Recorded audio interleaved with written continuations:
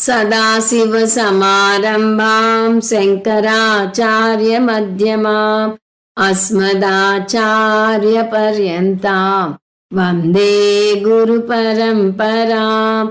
हरिः ओम् श्रीगुरुभ्यो नमः। हरिः ओम्। वसुदेवसुतं देवं कंसचाणूरमर्दनं देवकी परमानन्दं कृष्णं వందే జగద్గురుం. నేటి మన అంశం శంకరాచార్యుల వారి ఉపదేశ భాష్యం సారాంశం.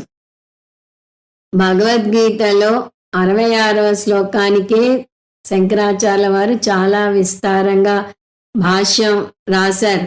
చరమ శ్లోకం అంటారు దాన్ని. దానికి వివరంగా భాష్యం రాశారు. అది అయ్యాక మొత్తం గీతా శాస్త్రం మీదే భాష్యం రాశారు. దాని ఉపసంహార భాష్యం అంటారు. ఆ ఉపసంహార భాష్యాన్ని వివరించడానికి మన స్వామీజీ పరమార్థానంద స్వామీజీ 28 క్లాసులు తీసుకున్నారు. దాన్ని మనం వీలున్నంత తక్కువగా సంస్కృత భాగం జోలికి వెళ్లకుండా 7 క్లాసుల్లో చూసాం. ఇవాళ మనం ఈ ఉపసంహార భాష్యానికి సారం చూడబోతున్నాం. ఈ సారం చూడటం వల్ల మనకి 2 అంశాలు స్పష్టమవుతాయి. ముందు అవి తెలుసుకోవాలి. ఒకటి, శంకరాచార్యుల వారి అఖండమైన మేధాశక్తి తెలుస్తుంది. పూజ్య స్వామీజీ దయానంద సరస్వతి స్వామీజీ అంటారు, Shankara has got an unsagging intellect అంటారు. అంటే అపారమైన మేధాశక్తి ఉంది. ఎవరూ చూడని కోణంలోంచి చూసి ప్రతి చిన్నదాన్ని సూక్ష్మంగా విశ్లేషించుకుంటూ వచ్చి మనకి నిస్సంశయ జ్ఞానాన్ని కలగజేస్తారు. చిన్న చిన్న అయోమయాలు ఉంటుంటాయి మనకి, వాటిని పారద్రోలుతారు శంకరాచార్యుల వారు. మన స్వామీజీ అంటే పరమార్థానంద స్వామీజీ ఈ ఉపసంహార భాష్యాన్ని కానీ ఈ సారాన్ని చూడటం కానీ ఇంటలెక్చువల్ లగ్జరీ అంటారు. ఫైనాన్షియల్ లగ్జరీ అంటే బెంజ్ కారు కొనుక్కోగలగటం ఉదాహరణకి. అది ఎఫర్ట్ చేయలేని వాళ్ళు దాన్ని పారద్రోలని అవసరం లేదు. అలాగే ఇంటలెక్చువల్ లగ్జరీ ఉంటే ఇలాంటి వాదోపవాదాలను మైండ్ బ్లాగింగ్ డిస్కషన్స్ అంటారు. ఇలాంటి వాదోపవాదాలను అర్థం చేసుకుని ఊరుకుంటే మళ్ళీ అకాడమిక్ ఇంట్రెస్టే అవుతుంది. దాన్ని జీర్ణించుకోవాలి. వీటి వల్ల 2 అంశాలు నేర్చుకోవాలి. ఒకటి, నిస్సంశయ జ్ఞానం పొందాలి. ఇది మననంగా మనకి తోడ్పడుతుంది. ఆల్రెడీ శ్రవణం చేసేసి దీనికి వస్తాం. ఈ ఉపసంహార భాష్యం మననానికి తోడ్పడుతుంది. అంటే మనలో వచ్చే సందేహాలన్నింటినీ ఊహించుకుని శంకరాచార్యుల వారు ఈ వాదోపవాదాల ద్వారా వెలిబుచ్చుతారు. సో నిస్సంశయ జ్ఞానం కలుగుతుంది ఒక అంశం. రెండవది, ఆ నిస్సంశయ జ్ఞానంలో నిలబడటానికి ఇది తోడ్పడుతుంది. కర్మ గురించి జ్ఞానం గురించి మనకున్న అపోహలను తొలగించి నిస్సంశయ జ్ఞానం కలగజేసేసరికి మనకి తెలియకుండానే ఆ నిస్సంశయ జ్ఞానంలో నిలబడగలుగుతాం. అందువలనే స్వామీజీ అంటారు, శంకరాచార్యుల వారి ప్రతిభ ఏమిటి అని ఎవరన్నా అడిగితే ఎంతసేపు ఆయన కనకధార స్తోత్రం చేసి బంగారు ఉసిరికాయలను రాల్చేలా చేశారని, ఆయనకి సిద్ధులున్నాయని చెప్తారు. కానీ భాష్యాల జోలికి ఎవరూ వెళ్ళరు. నిజంగా శంకరాచార్యుల వారి భాష్యాలు చదివితే శంకరాచార్యుల వారి పాదాల మీద పడి నమస్కారం చేసి అక్కడి నుంచి లేవబుద్ధి వేయదు అని అంటారు. అది అక్షర సత్యం. ఇదంతా మొదటి అంశం. రెండవ అంశం ఏమిటి అంటే, ఇంత కష్టమైన వాటిని చిన్న చిన్న సెగ్మెంట్స్గా విడగొట్టి పాయింట్లుగా చెప్పి మనకి అదంతా మనసులో నిలబడిపోయేలా చేసే ప్రతిభ మన పరమార్థానంద స్వామీజీది. ఆయన బోధ విని మీరు బయటికి వచ్చాక ఆయన ఏం చెప్పారు అంటే కనీసం 4 అంశాలన్నా చెప్పగలుగుతారు. ఇది నా ఛాలెంజ్. వేరే ఏదైనా వింటే ఎలా ఉంది అంటే చాలా బాగుంది అంటారు. వారు ఏం చెప్పారో చెప్పండి అంటే మీరు చెప్పలేరు. కానీ పరమార్థానంద స్వామీజీ చెప్పాక చెప్పలేను అనే ప్రసక్తి రాదు. ఆయన పాయింట్లుగా విడగొట్టి ఆ పాయింట్లని మళ్ళీ మనకి కంక్లూడ్ చేసి అలా చెప్తారు. ఇప్పుడు ఉపసంహార భాష్యం 8 స్టెప్స్గా 8 టాపిక్స్గా విడదీశారు. అందులో మళ్ళీ సబ్ స్టెప్స్ వస్తాయి. మనం 7 క్లాసుల్లో ఉపసంహార భాష్యం చూసాం. 7 క్లాసుల్లో చూసినది 8 స్టెప్స్లో మన మెదడులో ఇంకిపోయేలాగా చేసే ఘనత ఆయన ఒక్కరికే దక్కుతుంది. కాకపోతే చాలా ఫ్యాక్ట్స్ అండ్ ఫిగర్స్ ఉంటాయి కాబట్టి చాలా జాగ్రత్తగా ఏకాగ్రతతో వింటే గాని ఇవి మనసులో నిలబడవు. ఈ నేపథ్యంతో మనం భగవద్గీత మీద శంకరాచార్యుల వారు రచించిన ఉపసంహార భాష్యం సారం పరమార్థానంద స్వామీజీ చేసిన విశ్లేషణ ద్వారా చూద్దాం. దీన్ని 8 అంశాలుగా విభజించారు మన స్వామీజీ. 1 ఉపోద్ఘాతం. దీన్ని ఉద్దేశ్య కథనం అంటారు శంకరాచార్యుల వారు. ఉద్దేశ్య కథనం అంటే ఈ ఉపసంహార భాష్యంలో శంకరాచార్యుల వారు చెప్పదలుచుకున్నది ఏమిటి. ఏ రచన చూసినా మీకు ముందు ఉపోద్ఘాతం ఉపసంహారం ఉండి తీరాలి. ఉపోద్ఘాతంలో ఏం చెప్పబోతున్నారు చెప్తే ఉపసంహారంలో ఇంతవరకు ఏం చెప్పారు అనేది వస్తుంది. కాబట్టి ఏం చెప్పబోతున్నారు తను అనే విషయాన్ని ముందే చెప్తారు. ఏం చెప్పబోతున్నారు? గీతా శాస్త్రం మోక్ష శాస్త్రం అని నిరూపించదలుచుకున్నారు. గీతా శాస్త్రం మోక్ష శాస్త్రం అని నిరూపించదలుచుకున్నారు. మోక్షస్య సాధనం కిం? సరే, మోక్షం పొందాలి నిజమే, కానీ మోక్షం ఎలా పొందాలి? ఎందువలనంటే కృష్ణ పరమాత్మ భగవద్గీతలో 5 అంశాలను చర్చించుకొచ్చాడు.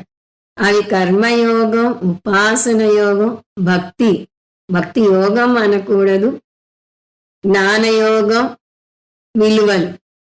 భక్తిని యోగం అని ఎందుకు అనకూడదు అంటే భక్తిని విడిగా చెప్పలేదు కృష్ణ పరమాత్మ. ఈ కర్మయోగం జ్ఞానయోగాల్లో భక్తి కలగలిపి ఉంది అని నిరూపించుకొస్తారు. సరే, ఈ 5 అంశాల్లో దేని ద్వారా మోక్షం పొందవచ్చు? భగవద్గీత మీద పెద్ద చర్చే అది. కర్మ వల్ల మోక్షం వస్తుందని కొందరు, ఉపాసన వల్ల వస్తుందని కొందరు, నామ సంకీర్తనం చేస్తే చాలు వస్తుందని కొందరు, కుండలిని అవేకనింగ్ వల్ల వస్తుందని కొందరు అంటారు. దేని వల్ల మోక్షం వస్తుంది అని చర్చ వస్తుంది. ఇంత భిన్న అభిప్రాయాలు ఉన్నాయి కాబట్టి దీని శంకరాచార్యుల వారు చర్చించాల్సి వచ్చింది. ఎత్ర సంశయ తత్ర విచార. అందరూ యునానిమస్గా జ్ఞానం వల్ల మోక్షం వస్తుంది, గీతాశాస్త్రం జ్ఞానం వల్ల మోక్షం వస్తుందని చెప్తోంది అంటే ఇంత విస్తారంగా ఉపసంహార భాష్యం రాయాల్సిన పనే లేదు. ఎక్కడ సందేహం ఉందో అక్కడ విచారణ చేయాలి. విచారణ అంటే ఇలా డిస్కషన్స్ చేయాలి అని అర్థం. సో మోక్ష సాధనం ఏమిటి అనే విషయం మీద ఇక్కడ చర్చిస్తున్నారు. ఇది మొదటి అంశం, ఉద్దేశ్య కథనం అన్నారు దీన్ని. ఇప్పుడు 2వ అంశంలోకి అడుగు పెడదాం. సాధన కథనం. సాధనం ఏమిటి అంటే ఏ సాధనం మోక్షాన్ని ఇస్తుంది. ముందు తను ఎందుకు రాస్తున్నారో చెప్పారు. అది గీతా శాస్త్రం మోక్ష శాస్త్రం అన్నారు. ఇప్పుడేమో ఆ మోక్షం పొందడానికి చేయాల్సిన సాధన ఏమిటి అనేది శృతి యుక్తి అనుభవ ప్రమాణాల ద్వారా నిరూపించబోతున్నారు. శృతి అంటే ఉపనిషత్తుల్లో భగవద్గీతలో చెప్పిన వాక్యాలను ఉటంకించి అందువల్ల జ్ఞానం వల్లనే మోక్షం వస్తుంది అని. యుక్తి అంటే తర్కం, అనుమాన ప్రమాణం, అర్ధాపత్తి ప్రమాణం, ఉపమానం ప్రమాణం, అనుపలబ్ధి ప్రమాణం అని 4 ప్రమాణాలు మనకి ఉన్నాయి యుక్తిపరంగా. ఆ ప్రమాణాల్లో ఎక్కువగా అనుమాన ప్రమాణం వాడుతూ ఉంటారు శాస్త్రంలో. అనుమాన ప్రమాణం పరంగా కూడా కర్మ వల్ల మోక్షం రాదు అని నిరూపిస్తారు ముందు. తర్వాత అనుభవ ప్రమాణం. మన అనుభవం చెప్తున్నది ఒక ప్రమాణం, కాబట్టి ఆ ప్రమాణం ద్వారా కూడా శంకరాచార్య వారు ఎస్టాబ్లిష్ చేసింది ఏమిటి అంటే జ్ఞానం ఏవ మోక్ష సాధనం. అది కూడా కేవల జ్ఞానం, అంటే కర్మతో సముచ్చయం చేయని అవసరం లేదు. అది శంకరాచార్య వారి సమయంలో చాలా పెద్ద వాదన. ఈ ఉపసంహార భాష్యంలో సముచ్చయం గురించి చెప్పలేదు, కానీ సందర్భం వచ్చినప్పుడల్లా జ్ఞాన కర్మ సముచ్చయ వాదన చేసేవారిది ఖండించుకుంటూ వచ్చి జ్ఞానం ఈజ్ ఈక్వల్ టు ఫలం, జ్ఞానం పొందాక కర్మ చేయని అవసరం లేదు అని నిరూపించుకొస్తారు. ఇప్పుడు మనం వాటి వివరాల్లోకి వెళ్ళటం లేదు.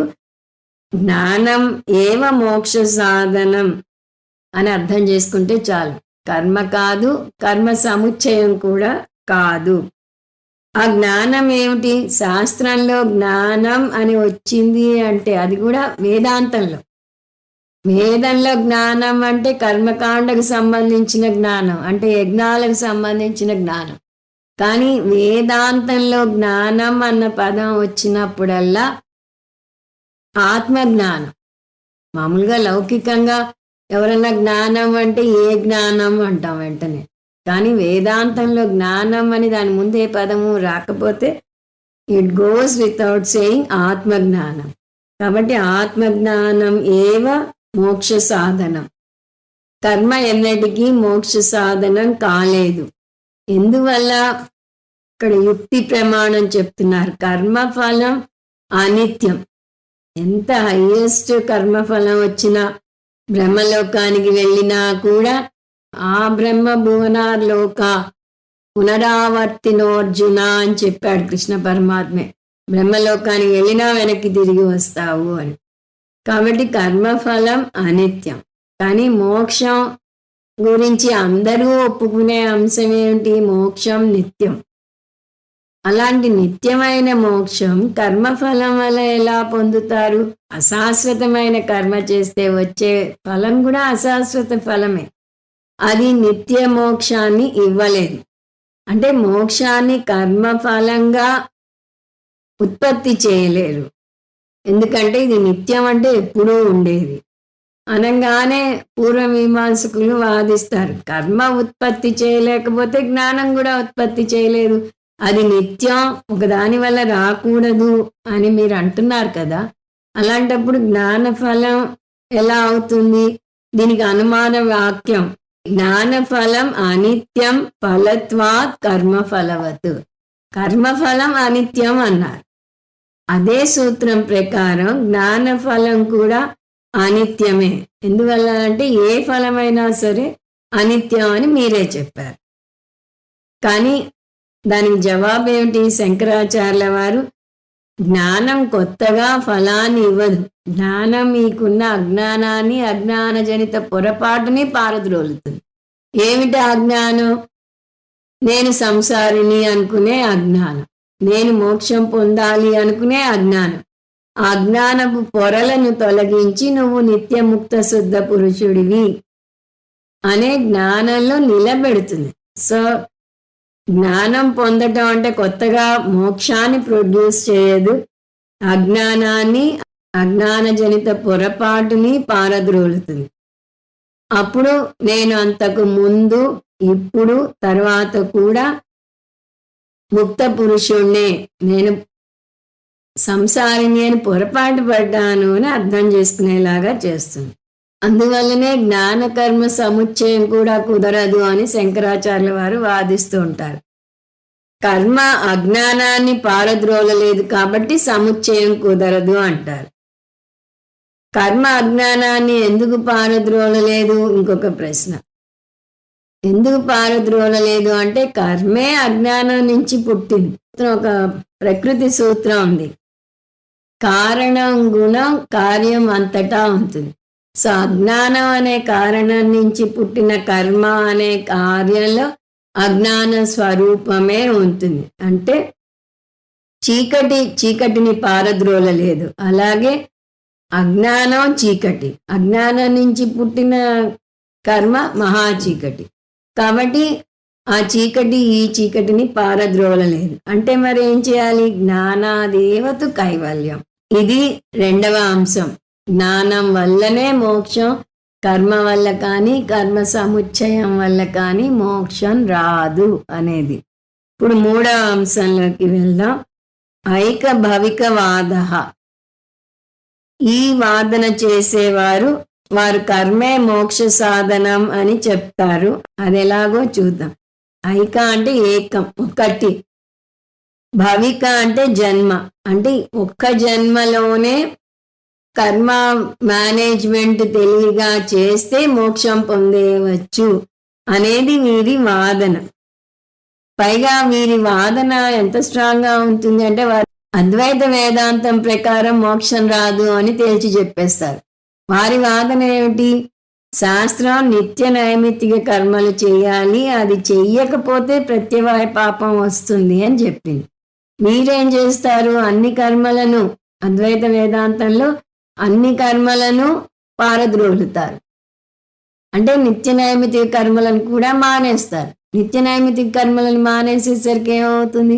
ప్రత్యవాయ పాపం వస్తుంది. ప్రత్యవాయ పాపం వస్తే ఏమవుతుంది? నరకానికి వెళ్తారు. అంటే మీరు మోక్షం పొందరు సరికదా, నరకానికి పోతారు. కానీ మేమేం చేస్తాం?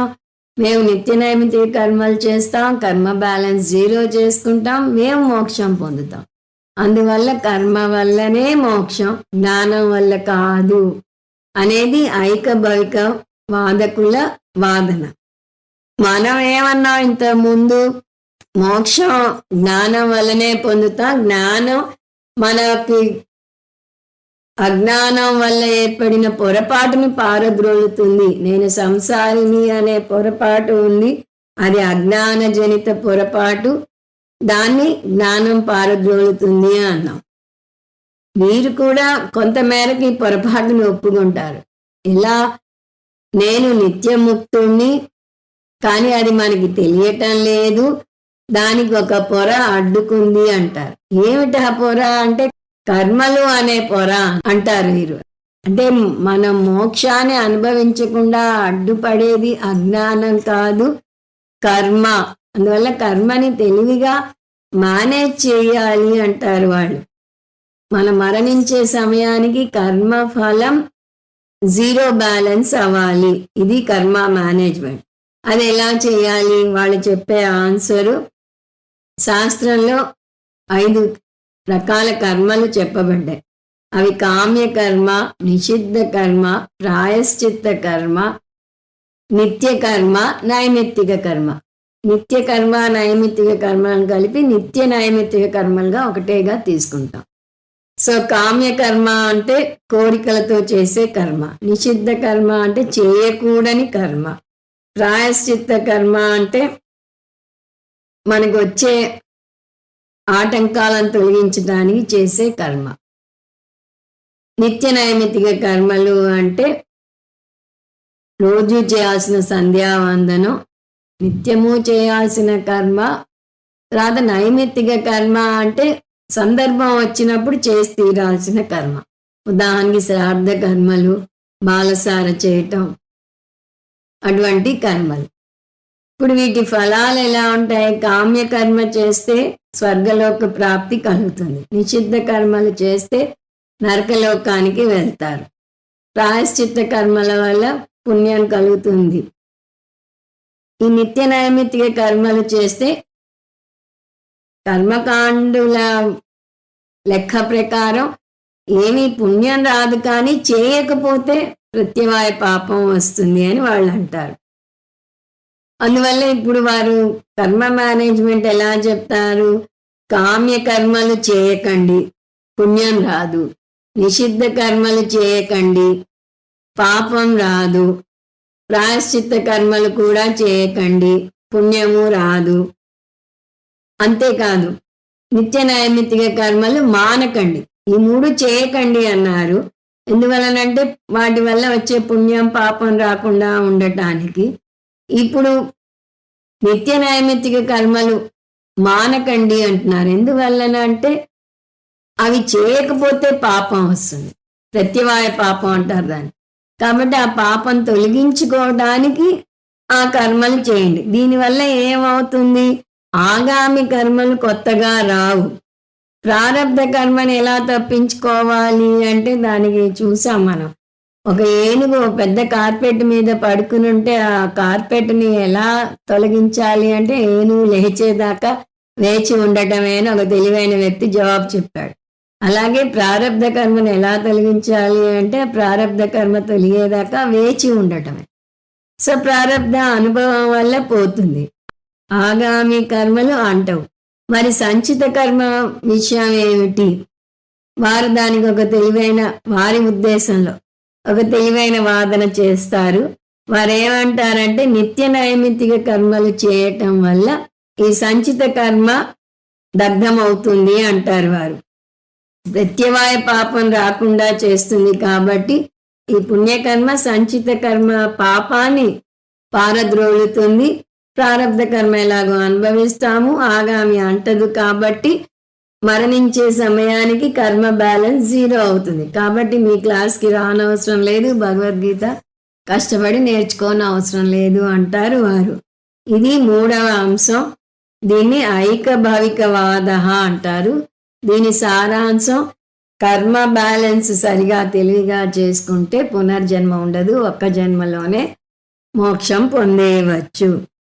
ఇప్పుడు ఉపసంహార భాషలో 4వ అంశం ఐకభవికవాద ఖండన.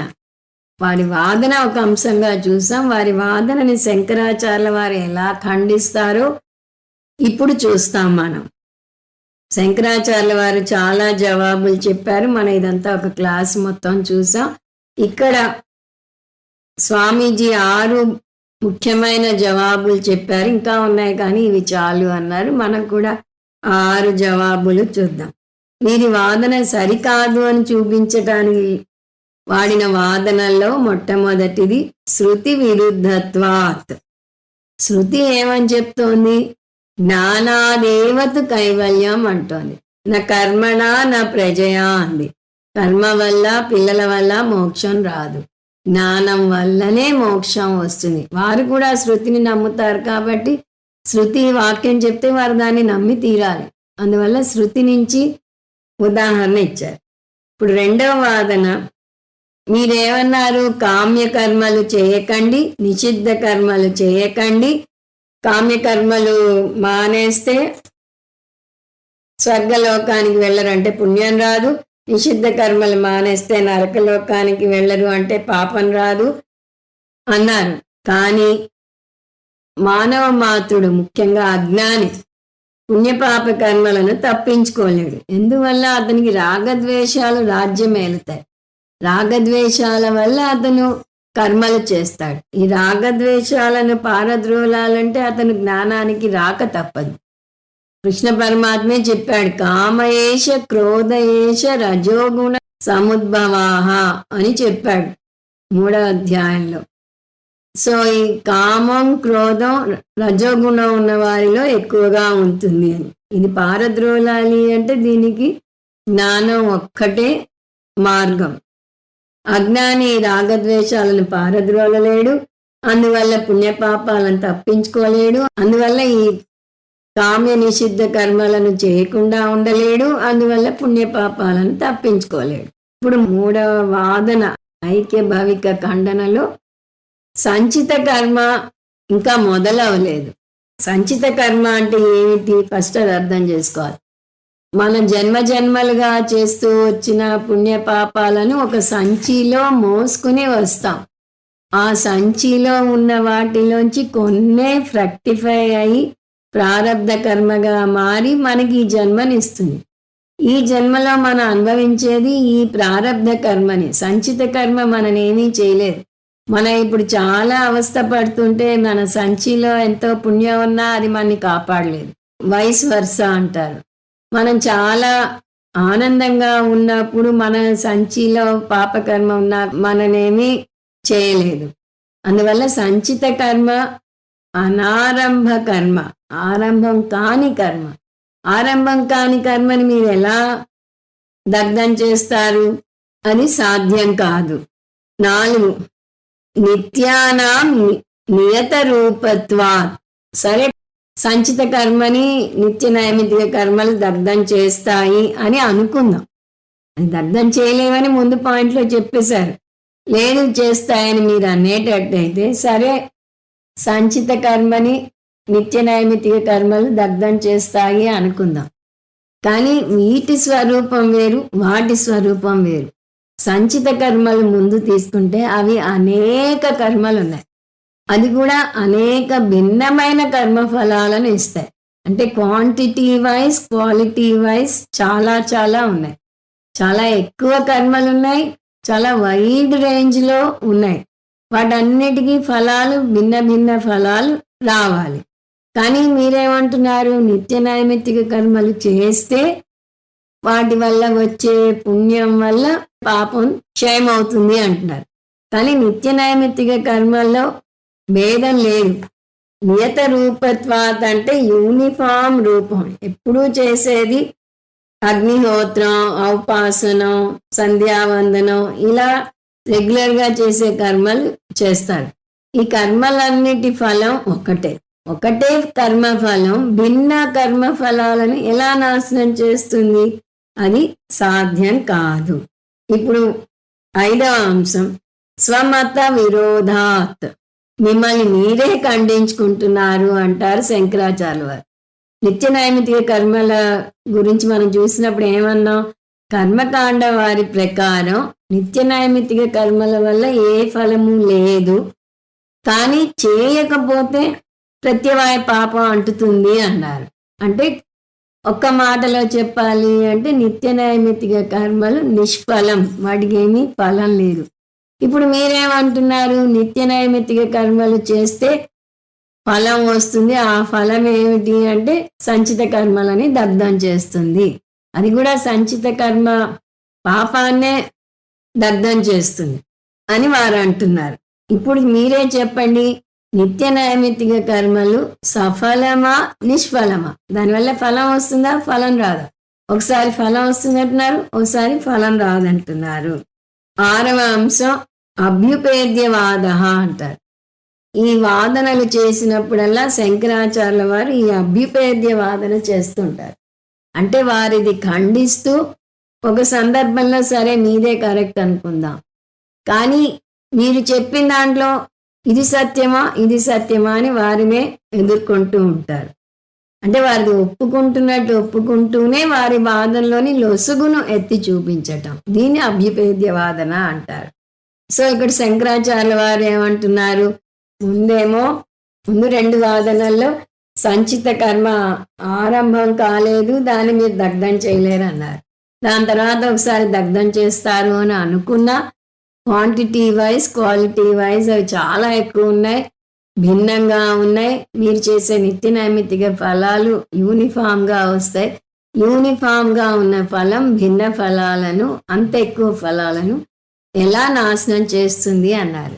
ఇప్పుడేమంటున్నారు? సరే నాశనం చేస్తుందనే అనుకుందాం.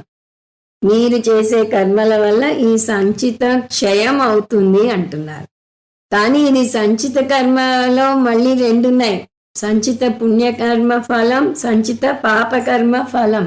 మీ సూత్రం ప్రకారం నిత్య నైమిత్తిక కర్మలు చేస్తే కలిగే పుణ్యం వల్ల పాపకర్మలే దగ్ధం అవుతాయి, పుణ్యకర్మలు దగ్ధం అవవు. ఎందువలనంటే పుణ్యం పాపాన్నే దగ్ధం చేయగలదు, కానీ పుణ్యం పుణ్యాన్ని దగ్ధం చేయలేదు. చూసారా వాదన? మనం ఒక పుణ్యం చేయడం వల్ల మనకి ఉన్న పాపం దగ్ధం అవుతుంది, కానీ పుణ్యం చేయటం వల్ల అంతకు ముందు ఉన్న పుణ్యం దగ్ధం అవ్వదు.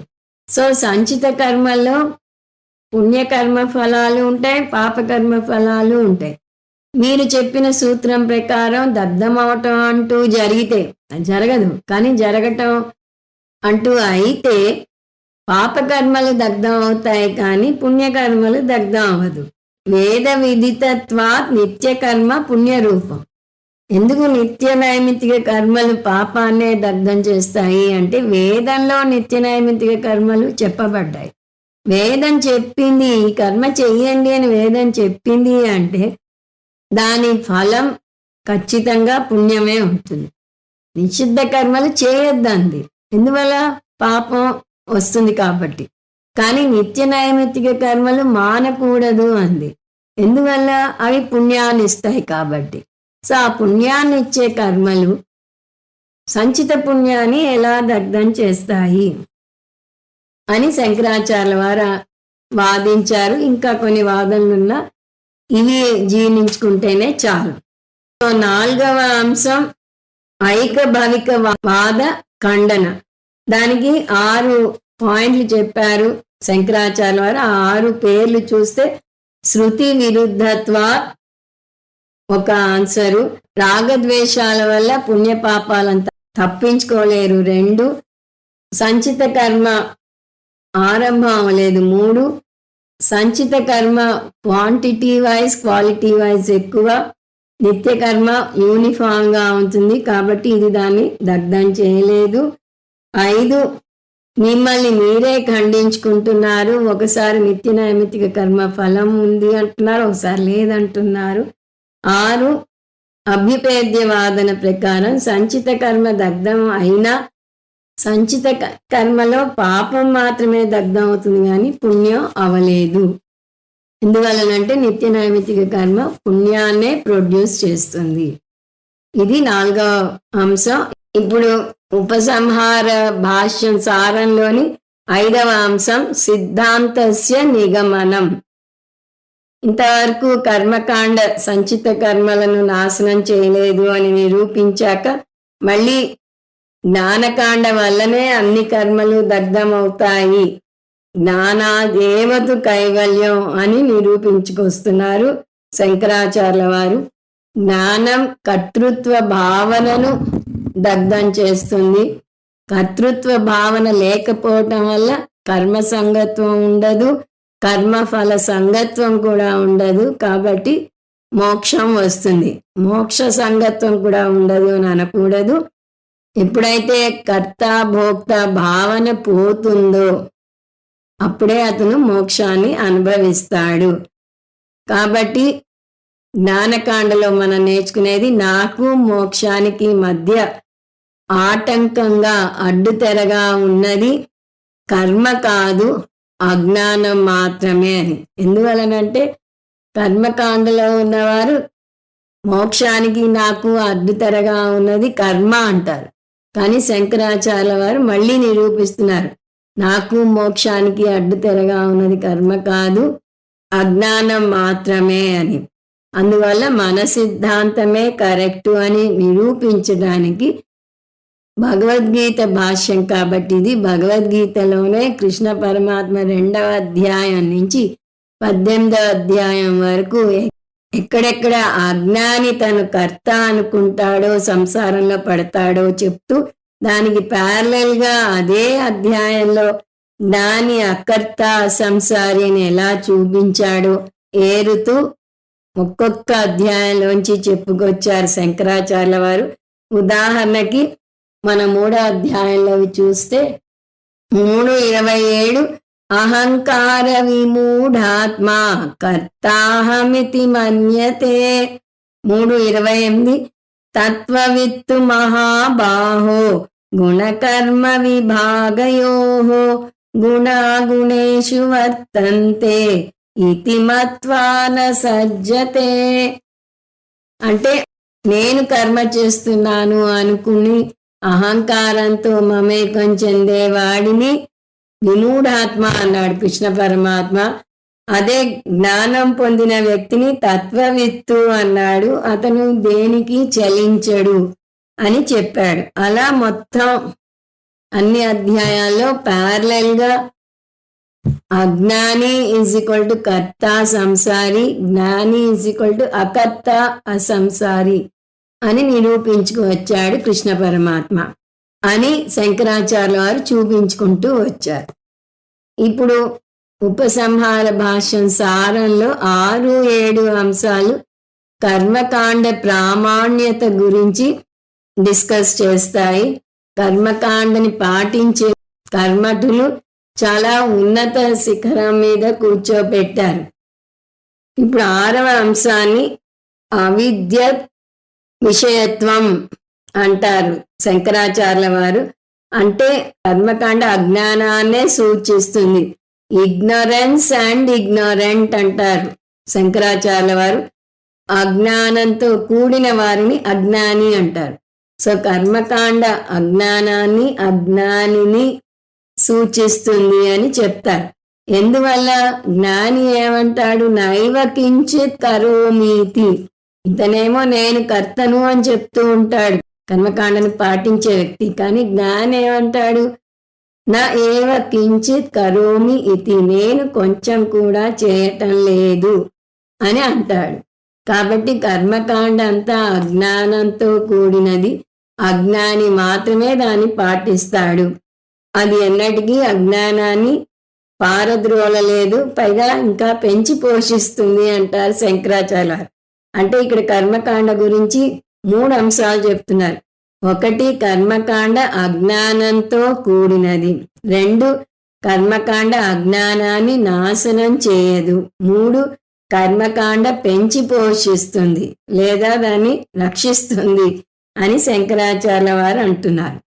దానికి పూర్వమీమాంసకుడు వాదిస్తాడు. ఎవరు చెప్పారు అజ్ఞానాన్ని పెంచి పోషిస్తుంది? మేము అజ్ఞానంలో కూరుకుపోయామని.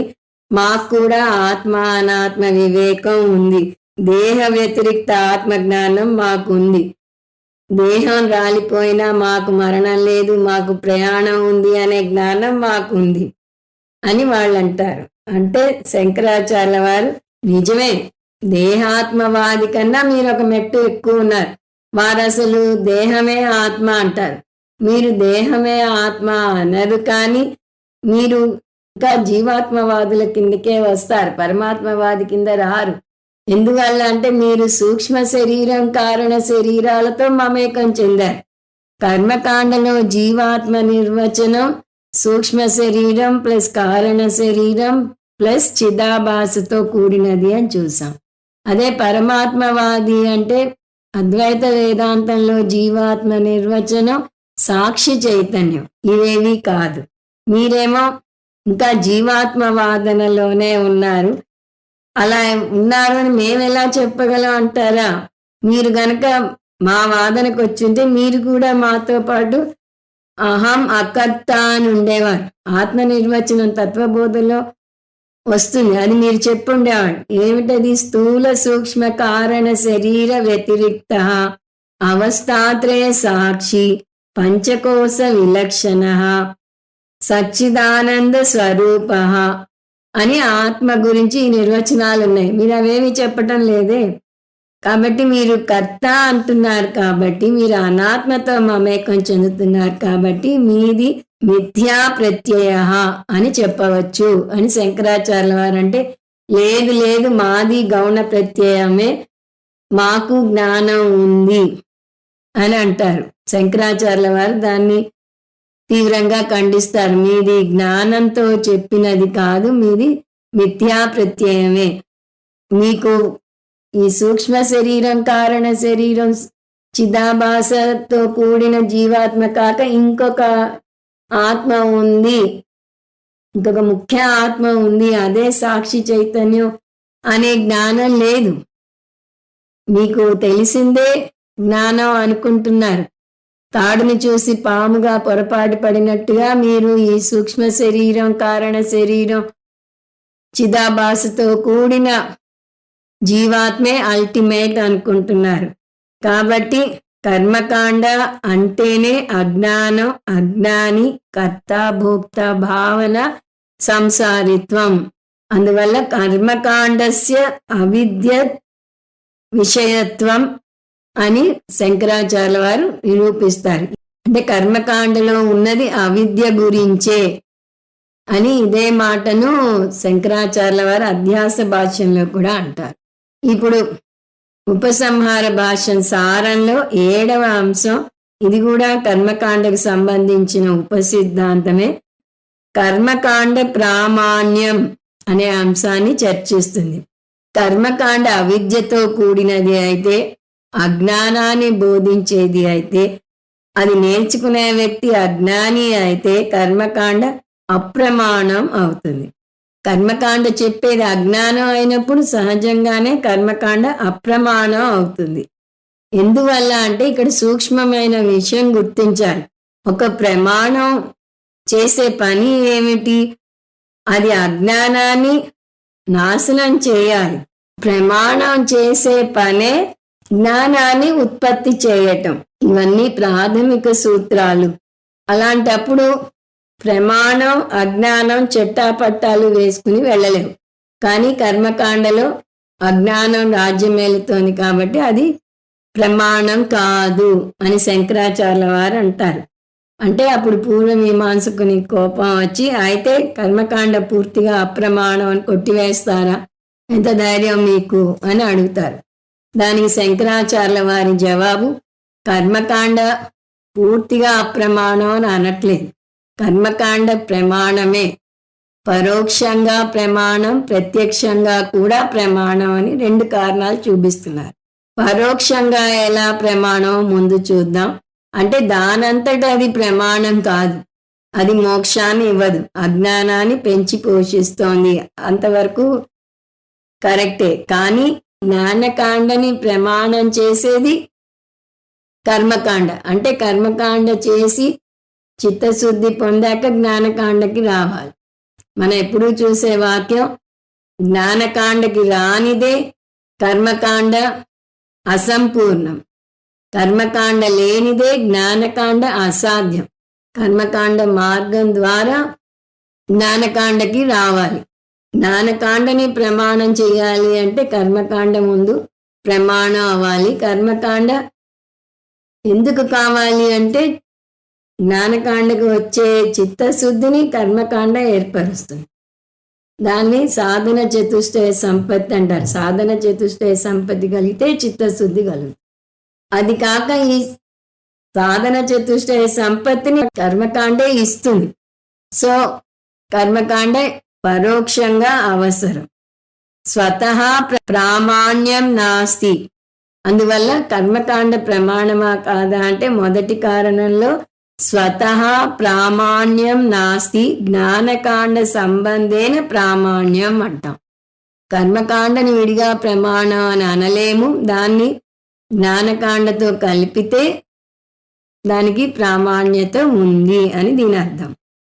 రెండవ కారణం, ప్రత్యక్షంగా కూడా కర్మకాండ ప్రమాణమే అంటున్నారు. ఇంతవరకు కర్మకాండ ప్రమాణం కాదు అని కొన్ని కారణాలు చూపించి అది అజ్ఞానాన్ని పెంచి పోషిస్తుంది అని చెప్పి మళ్ళీ కర్మకాండ ప్రమాణమే అంటున్నారు. అదెలా అంటే జ్ఞానికి ప్రమాణం కాదు, కానీ అజ్ఞానికి ప్రమాణం. అజ్ఞానులే ఎక్కువ మంది ఉన్నారు. అజ్ఞాని కర్మకాండలో చెప్పిన యజ్ఞాలు అవి చేస్తూ ఉంటాడు కాబట్టి అజ్ఞానికి ప్రమాణం. పైగా అతను చిత్తశుద్ధి పొందడానికి ప్రమాణం. అతనికి ఎంతవరకు ప్రమాణం? చిత్తశుద్ధి పొంది జ్ఞానానికి యోగ్యత కలిగి కర్మకాండ వదిలేసి జ్ఞానకాండకి వచ్చే వరకు ప్రమాణం. ఇది 7వ అంశం. అంటే 7వ అంశంలో కర్మకాండ పరోక్షంగా ప్రమాణం, జ్ఞానకాండతో కలిపితే ప్రమాణం. రెండవది ప్రత్యక్షంగా ప్రమాణం, జ్ఞానికి కాదు అజ్ఞానికి. ఇప్పుడు ఉపసంహార భాష్యం సారంలో ఆఖరి అంశానికి వచ్చాం. సన్నిధి మాత్ర కర్తృత్వ విచార. పూర్వమీమాంసకుడు తమని తాము రక్షించుకోవటానికి ఆఖరి అస్త్రంగా ఒకటి ప్రయోగిస్తున్నారు. అది ఏమిటి? సన్నిధి మాత్రం చేతనే ఆత్మకు కర్తృత్వం వస్తుంది, కర్తాభోక్తగా అవుతుంది అని దానికి వారు 4 ఉదాహరణలు చెప్తారు. రాజు, సేనాధిపతి, యజమాని, మ్యాగ్నెట్. రాజు యుద్ధంలో తను ప్రత్యక్షంగా పాల్గొనడు, కానీ ఆ యుద్ధం గెలిచినా ఓడినా దాని ఫలితాన్ని రాజు కూడా అనుభవిస్తాడు. రెండవది సేనాధిపతి, అతను కూడా యుద్ధంలో పాల్గొనడు, అతని వల్ల యుద్ధం జరుగుతుంది కాబట్టి అతను కర్త అవుతాడు, అతనికి కర్మఫలం కూడా వస్తుంది. యజమాని, అతనేమి యజ్ఞం చేయడు, బ్రాహ్మణుడు చేస్తాడు, కానీ యజమానికి ఫలం వస్తుంది. అలాగే మ్యాగ్నెట్ అక్కడే ఉంటుంది, అది కదలదు, కానీ అయాన్ ఫైలింగ్స్ మ్యాగ్నెట్ని వచ్చి అతుక్కుంటాయి. అంటే దీనికి శంకరాచార్యుల వారి జవాబు, మీ ఉదాహరణలో మొదటి 3 చెల్లవు.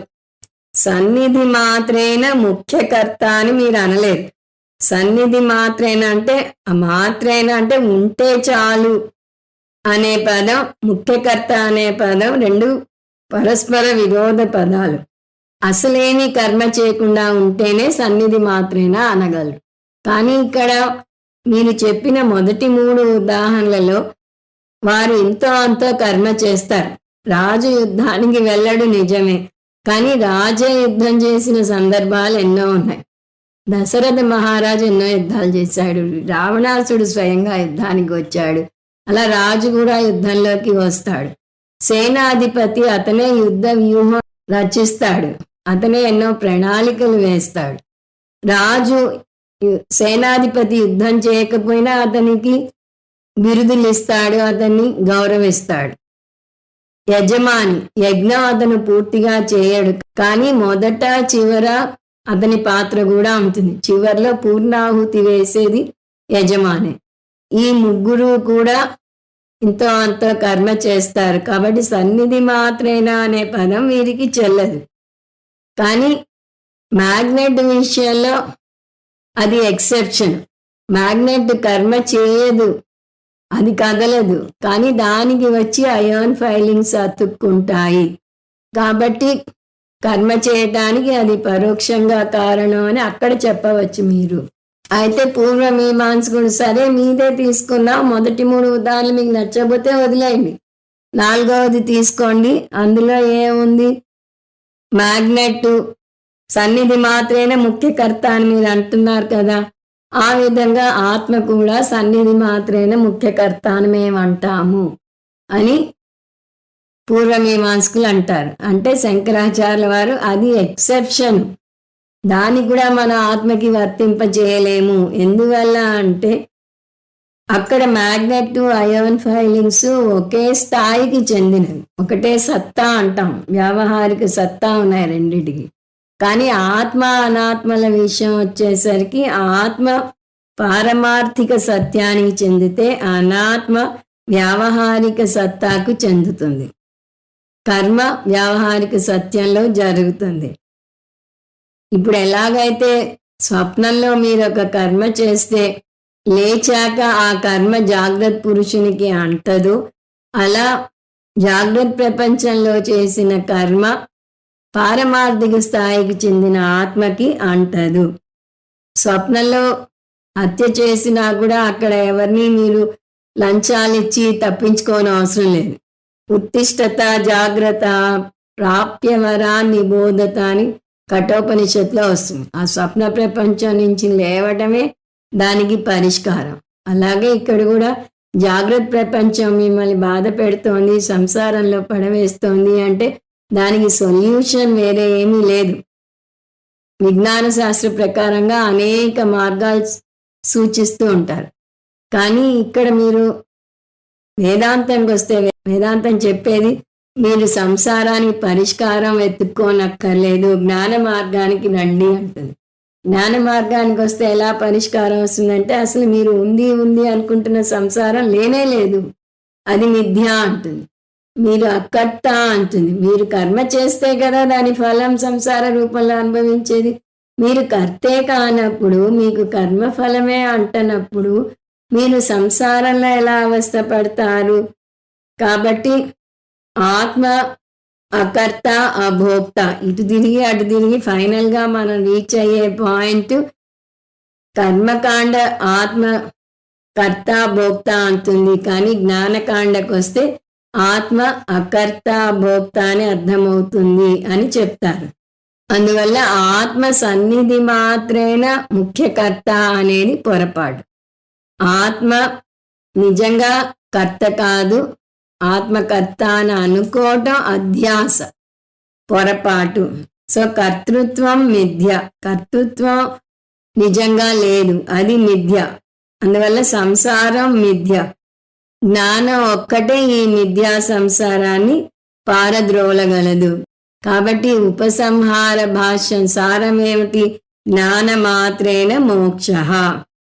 చివరగా ఒక సందేహం వస్తుంది ఇవన్నీ వింటే, అంటే కర్మ అసలు అనవసరమా? ఏ కాస్త అవకాశం దొరికినా చాలు కర్మలు మానేయడానికి సిద్ధంగా ఉంటారు కొంతమంది. జ్ఞానానికి రారు, కానీ కర్మ మానేసి కూర్చుంటారు. అందువల్ల కర్మ మానేద్దామా, అయ్యో కష్టపడి చాలా కర్మలు చేస్తున్నాను, అయితే కర్మ అనవసరమా, అయితే చేయనవసరం లేదా అంటారు. వాళ్ళు మానే కర్మ ఏమిటి? టీవీ చూడటం మానరు, సంధ్యావందనం చేయటం మానుతారు. ఏ కర్మ మానాలో ఏది మానకూడదో కూడా తెలియాలి. అందువల్ల కర్మ అనవసరమా అంటే పూర్తిగా అనవసరం కాదు. కర్మకాండ లేనిదే జ్ఞానకాండ అసాధ్యం అని చూస్తూ వస్తున్నాం. కాబట్టి కర్మ మోక్షాన్ని ఇవ్వదు, అంటే కర్మ పరిమితి తెలుసుకోవాలి. కర్మకాండని పూర్తిగా కొట్టివేయటం లేదు. కర్మ వల్ల మోక్షం రాదు, కర్మ వల్ల జ్ఞానం కూడా రాదు. కానీ కర్మ పూర్తిగా యూస్లెస్ కాదు. కర్మ ఏం చేస్తుంది? చిత్తశుద్ధిని కలగజేస్తుంది. ఆ చిత్తశుద్ధి వల్ల జ్ఞానం పొందే శక్తిని, పొందిన జ్ఞానాన్ని నిలుపుకునే శక్తిని, నిలుపుకున్న జ్ఞానాన్ని అణువణువున జీర్ణించుకునే శక్తిని ఇస్తుంది. అంటే రిసీవింగ్, రీటైనింగ్, అసిమిలేటింగ్ పవర్స్ని ఇస్తుంది. దానివల్ల జ్ఞాననిష్టలో నిలబడగలగటానికి కావలసిన మానసిక ప్రశాంతతను కర్మకాండే ఇస్తుంది. నైష్కర్మ్య సిద్ధిలో సురేశ్వరాచార్య వారు కర్మ గురించి చాలా అద్భుతంగా ముగిస్తారు. అదేమిటంటే కర్మకాండని పూర్తిగా మనం కొట్టివేయటానికి వీల్లేదు. కర్మకాండ చేయాలి, చిత్తశుద్ధి పొందాలి. చిత్తశుద్ధి పొంది మనం జ్ఞానకాండకి అర్హులం అయ్యాము అని తెలియగానే కర్మే గ్రేస్ఫుల్గా తప్పుకుంటుంది. అది ఎలా గ్రేస్ఫుల్గా తప్పుకుంటుంది అన్నదానికి ఆయనే ఒక ఉదాహరణ కూడా ఇస్తారు.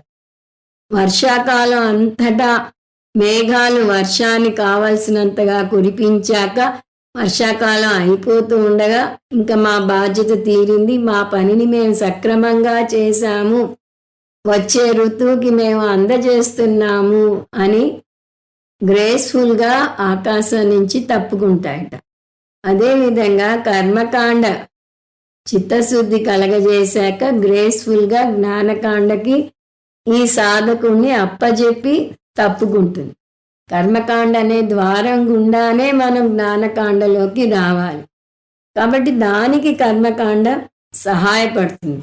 అంటే ఒక్క ముక్కలో చెప్పాలంటే కర్మకాండని సహకారి సాధన అని, జ్ఞానకాండని సాక్షాత్ సాధన అని అంటారు. అందువల్ల గీతా సారం ఏమిటి అని కానీ, వేదాంత సారం ఏమిటి అని కానీ ఎవరైనా అడిగినా ఈ వాక్యం మర్చిపోకూడదు. ఇది నిద్రలో లేపడిగినా చెప్పగలగాలి.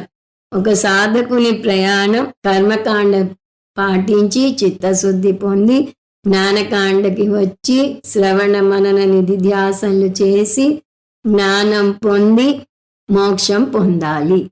ఈ దశలన్నీ దాటక తప్పదు. అంటే దీని అర్థం మోక్షం కర్మ వల్ల రాదు, జ్ఞానకర్మ సముచ్చయం వల్ల కూడా రాదు, జ్ఞానం వల్లనే వస్తుంది అని అర్థం చేసుకోవాలి. దీనికి సింపుల్ లాజిక్ తెలిస్తే ఇంత డిస్కషన్ రానే రాదు.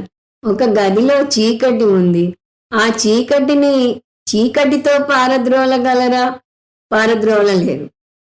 పోనీ ఏ సహస్రనామో చదివి పారద్రోలగలరా? ఆ గదిని ఊడ్చి పారద్రోలగలరా? అక్కడ శీర్షాసనం వేసి పారద్రోలగలరా? ఇవేవి మనం కించపరచటం లేదు. వీటికి ఉండే పుణ్యకర్మ ఫలం వీటికి వస్తుంది. కానీ ఇక్కడ సమస్య చీకటిని పారద్రోలట. ఆ చీకటిని పారద్రోలాలంటే అక్కడ వెలుగు తీసుకురావాలి. అలాగే మనకి ఆత్మ గురించిన అజ్ఞానం ఉంది, కాబట్టి ఆత్మ జ్ఞానమే పొందాలి. ఫిజిక్స్ గురించిన అజ్ఞానం అంటే కెమిస్ట్రీ జ్ఞానం పొందితే ఫిజిక్స్ అజ్ఞానం పోదు, ఫిజిక్స్ జ్ఞానమే పొందాలి. అలాగే మీకు ఆత్మ గురించిన అజ్ఞానం ఉంది, అది ఆత్మ గురించిన జ్ఞానం పొందితేనే పోతుంది. అజ్ఞానం అనాదిగా వస్తోంది, కానీ అదృష్టం ఏమిటంటే అజ్ఞానాన్ని జ్ఞానంతో పారద్రోలవచ్చు. అది అనాది కానీ అనంతం కాదు. జ్ఞానం పొందితే పారద్రోలవచ్చు. నిజానికి మనం అందరం అజ్ఞానం అనే పెట్టుబడితోనే పుట్టాం. అన్నింటి అజ్ఞానం ఒక్కొక్కటిగా నేర్చుకుంటూ దానికి సంబంధించిన అజ్ఞానాన్ని పారద్రోలుతూ వస్తున్నాం. చివరికి మనం ఆత్మ అజ్ఞానాన్ని కూడా పారద్రోలాలి. నేను పుట్టనే లేదు, నాకు మరణం ఎక్కడిది, నాకు పునర్జన్మ ఎక్కడిది, నాకు సంసార చక్రం ఎక్కడిది అనేది నేర్చుకోవాలి. నేను నిత్యముక్త శుద్ధ పురుషుణ్ణి, నేను సచ్చిదానంద ఆత్మను, నేను దేశకాలాతీత ఆత్మను అనే విషయం బాగా జీర్ణించుకోవాలి. ఆ జ్ఞానం పొందితేనే ఇది సాధ్యం. జ్ఞానం పొందితేనే అజ్ఞాన జనిత పొరపాటు, నేను కర్తను నేను భోక్తను అనే పొరపాటు తొలగిపోతుంది.